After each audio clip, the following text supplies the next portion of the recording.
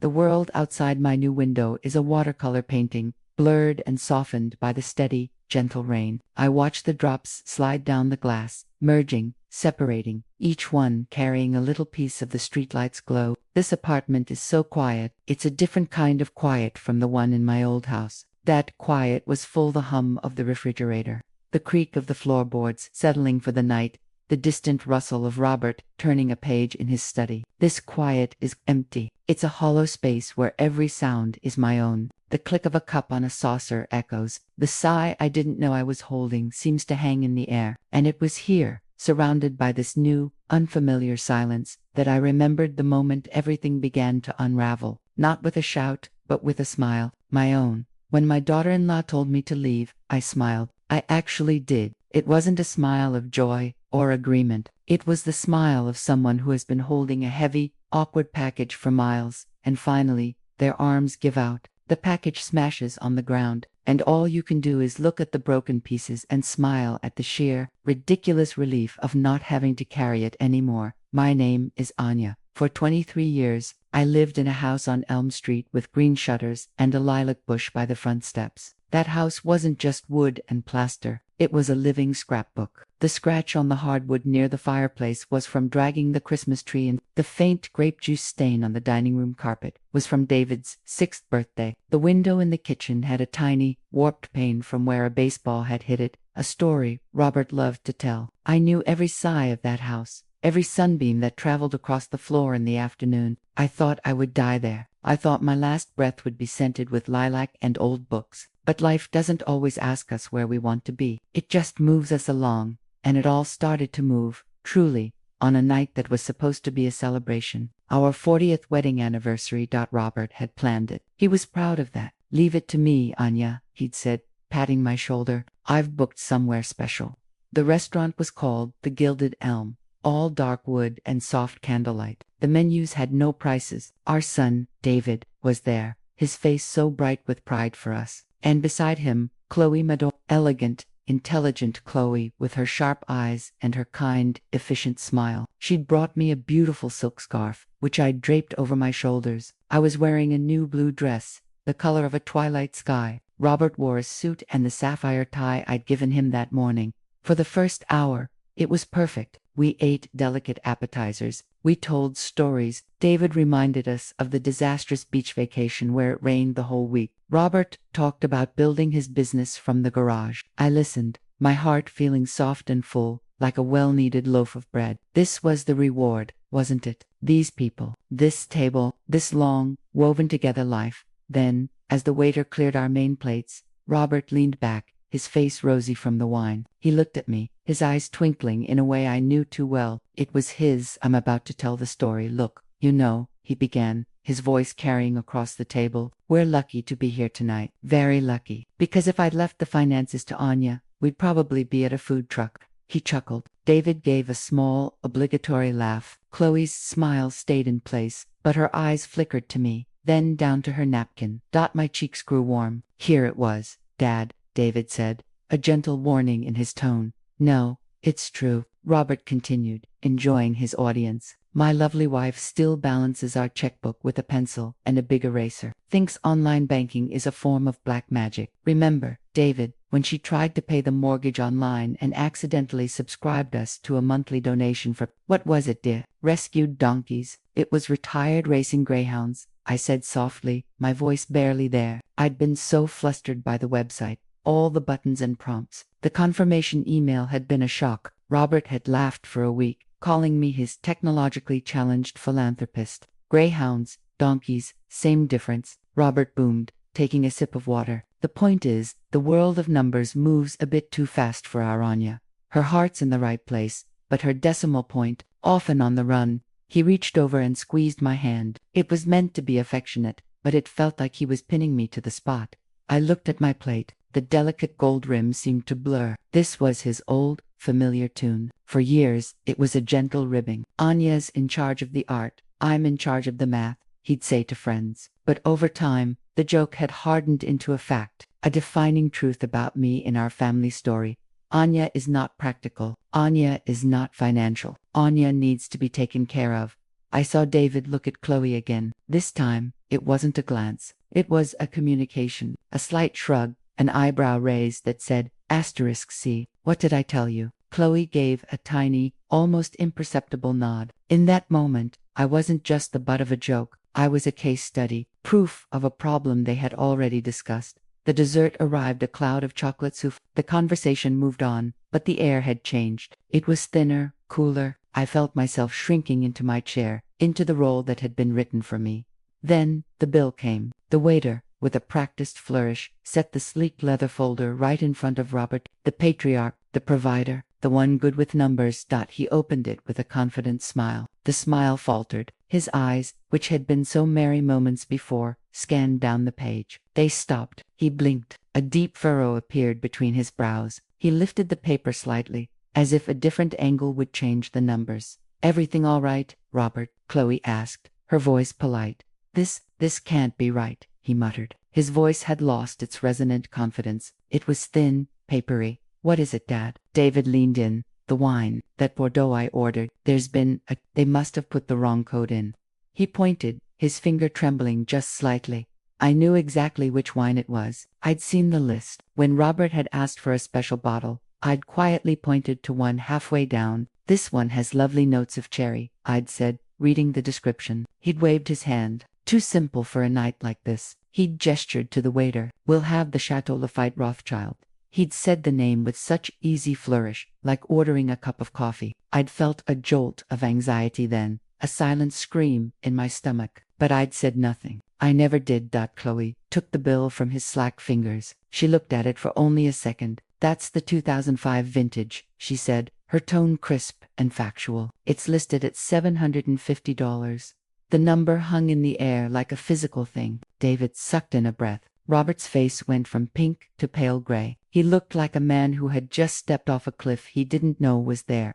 I thought it was the other one, the one next to it, he stammered. He was floundering. The man who had just finished lecturing the table on fiscal responsibility was watching his own carelessness stare back at him in stark, black ink.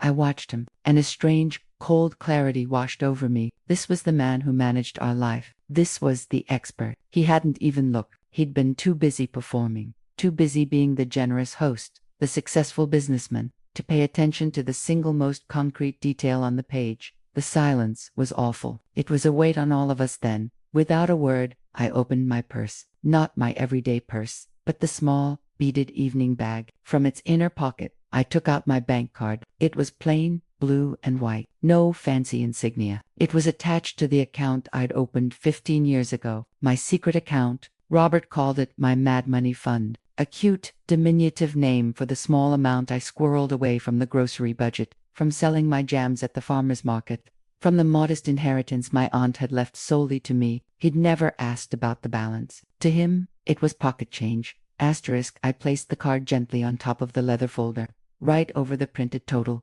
Please, I said, my voice finding a strength I didn't know it had. Let me get this, for our anniversary. The shock in the room was palpable. Robert's head snapped up, his eyes wide, confused, then deeply wounded. David's mouth was slightly open, but it was Chloe I watched. Her gaze shifted from the card to my face. Her expression of polite concern melted away, replaced by pure, unguarded calculation. She was recalculating me. In that instant, I was no longer just a sweet, confused old woman. I was a variable, an unexpected equation. Anya, no, Robert said. His voice strangled. Absolutely not. Put that away. I want to, I said, and I met his eyes. It would make me happy.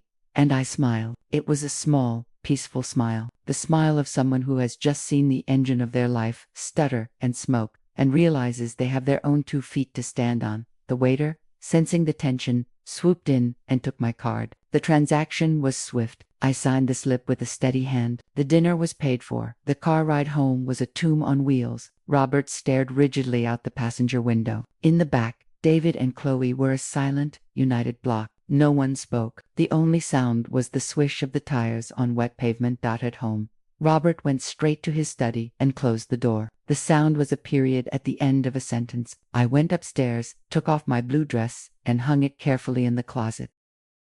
I lay in the dark, the space between us in the bed feeling wider than the ocean. I cried then, but the tears were quiet, almost thoughtful. They weren't for the $750, they were for the 40 years, for the slow, steady erosion of being seen.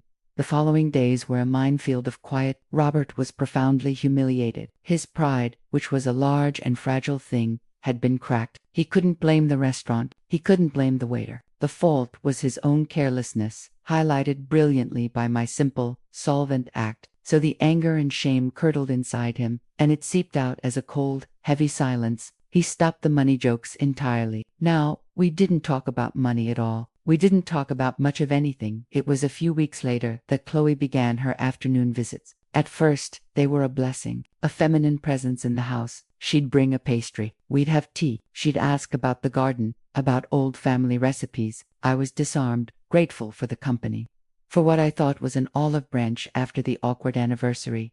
But the texture of her conversations began to change. The questions became pointed. Anya, who's your power of attorney? It's so important to have that in place.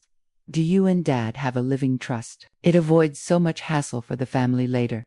This house is wonderful, but it must be a lot of work. And the property taxes in this neighborhood, they must be staggering. I felt like a butterfly being pinned, very carefully, to a board. Each question was another pin. I gave vague answers. Oh, Robert has all those papers in his office.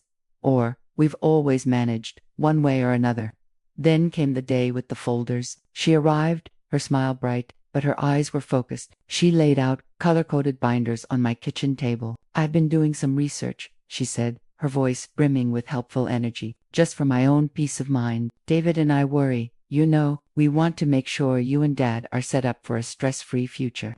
I looked at the charts, graphs projecting healthcare costs, lists of age-appropriate housing, comparisons of investment returns. My future, my life with Robert, was reduced to columns and pie charts. This is very thorough, Chloe, I said, my throat tight.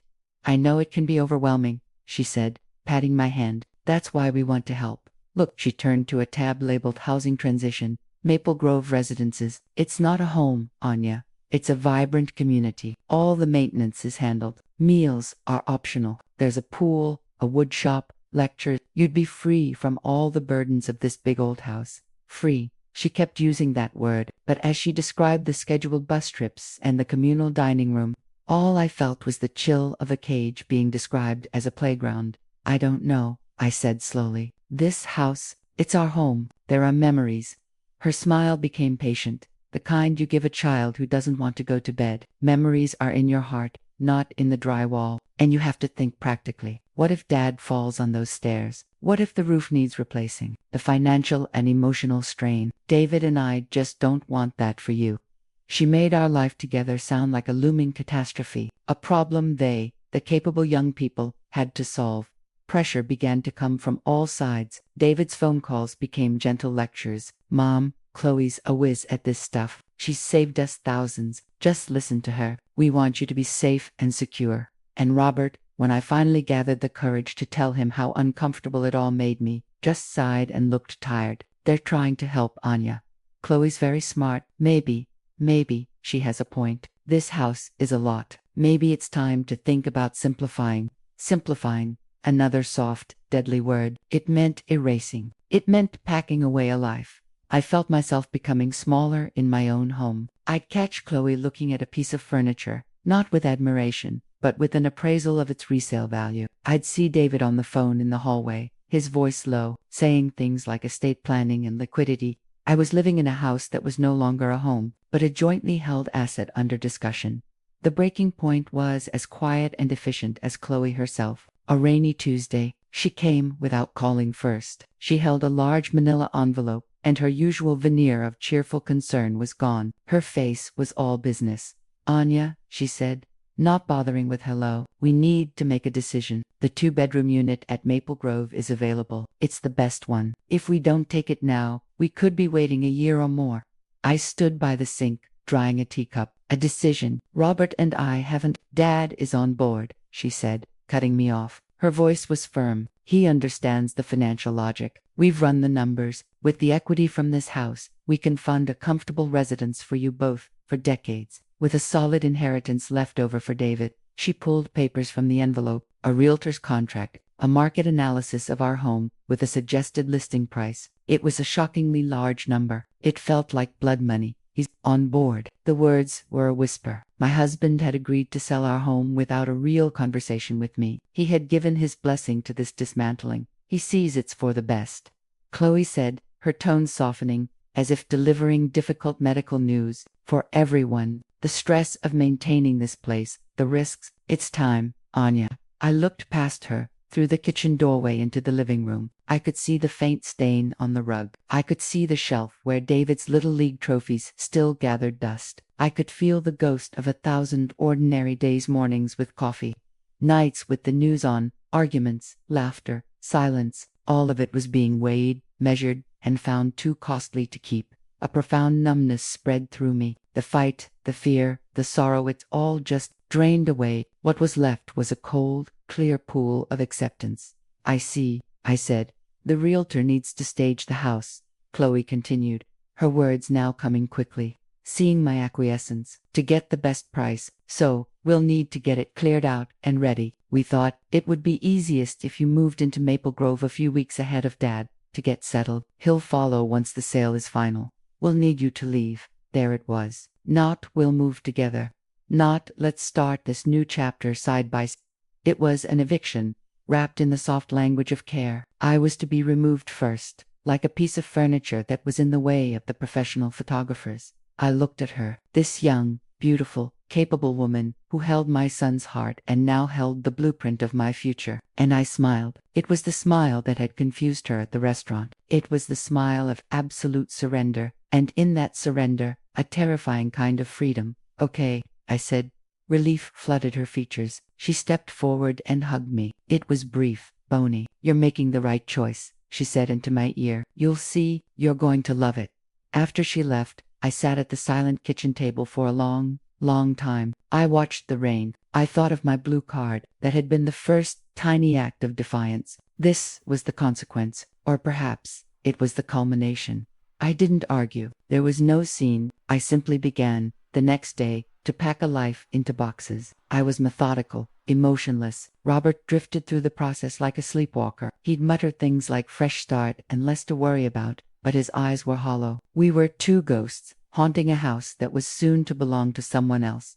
The day I left, he had a golf game. He said it had been on the calendar for months. He stood awkwardly in the foyer as the taxi waited outside. His own suitcase was by the door, ready for his move to Maple Grove the following week. I'll see you there soon, he said. It wasn't a promise, it was a plea. I nodded. I got into the cab. I did not let myself look back. I knew if I saw the lilac bush, if I saw the green shutters, I would shatter into a million pieces that could never be put back into any box.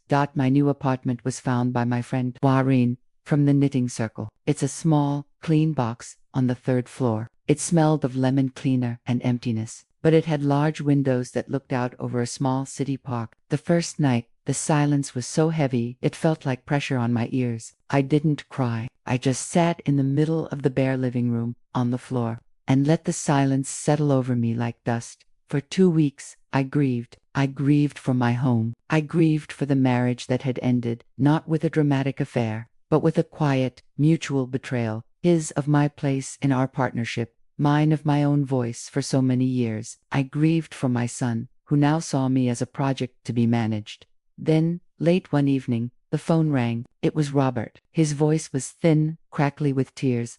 Anya, he said. Anya, it's awful. He was at Maple Grove. The 2-bedroom was luxurious, he said, but it felt like a hotel. A very quiet, very final hotel. The walls were thin. He could hear his neighbors' coughing fits. His front door opened onto a long, brightly lit hallway that smelled of disinfectant and steamed vegetables. All of his financial passwords, his accounts, everything, had been helpfully consolidated by Chloe into a single online portal she managed. He had an allowance. He, who had run a successful business, now had to ask for money to buy a new book or get a haircut. She said it's to prevent fraud. He wept. She said, it's easier. I feel like a child, or a prisoner. She meant well, he kept repeating, as if trying to convince himself. I listened. The anger I had expected to foul vindication even never surfaced. Instead, I felt a deep, oceanic sadness. He had been so eager to hand over the burden, and now he was drowning in the helplessness he had once assigned to me. Can I? He swallowed audibly. Can I come see you? Just for a visit. I looked around my apartment. My few things were in place now. My own armchair by the window, my books on a shelf I'd put together myself, my kitchenette with my own tea canister. It was modest. It was mine. Yes, I said. You can visit. He came the next afternoon, carrying a small bunch of drooping daffodils from the grocery store. He looked 10 years older. The bluster was gone. The performance was over. He was just a lost, tired man. He sat in my armchair, looking out the window. It's peaceful here, he said, and it sounded like a prayer. We talked not about finances or housing plans. We talked about the tomato plants we used to grow that always got blight. We talked about the dog we had when David was little, a scruffy terrier named Buddy. He apologized, not in one sentence, but in 100 small ways, in the way he couldn't meet my eyes, in the way his voice broke when he said, "I didn't know it would be like this," in the way he finally whispered, "I'm sorry I never listened." Forgiveness is a mysterious creature. It doesn't always roar in. Sometimes it just seeps in under the door, like morning light. I forgave him not for his sake, but for mine. Carrying the bitterness felt like carrying another heavy box, and I was done carrying things for other people. We are not husband and wife anymore, not in the way we were. We are two survivors of the same shipwreck, washed up on different shores, waving to each other across the water. David and Chloe are busy. They are proud of what they've accomplished. They secured their inheritance. They protected their parents. They visit Robert, bringing him news and managing his calendar. They visit me, too. Chloe brings pamphlets about senior yoga classes. David asks if I'm keeping on top of things. They still see the woman who needed to be moved for her own good. They don't see the woman who, for the first time in 40 years, is living a life she hasn't had to apologize for. The lesson I learned isn't about money. It's about voice. It's about the quiet cost of letting someone else write your story, even if they write it with love or what they think is love. Love that controls is not love. Care that diminishes is not care. My cookie jar money was more than savings. It was a tiny, stubborn seed of self, planted in secret. And when the storm came, it was the only thing I had to build a new, small, but solid shelter. Now, as the rain finally ceases and the city lights shine clear and sharp in the dark, I sipped my cooling tea. The quiet in this room is no longer empty. It's filled with the quiet hum of my own existence. There is sadness here. Yes, a deep, abiding sadness for what was lost. But underneath it, there is something else, something steady, a peace that is entirely my own. I bought it with a bottle of wine I'll never taste, and it was worth every penny.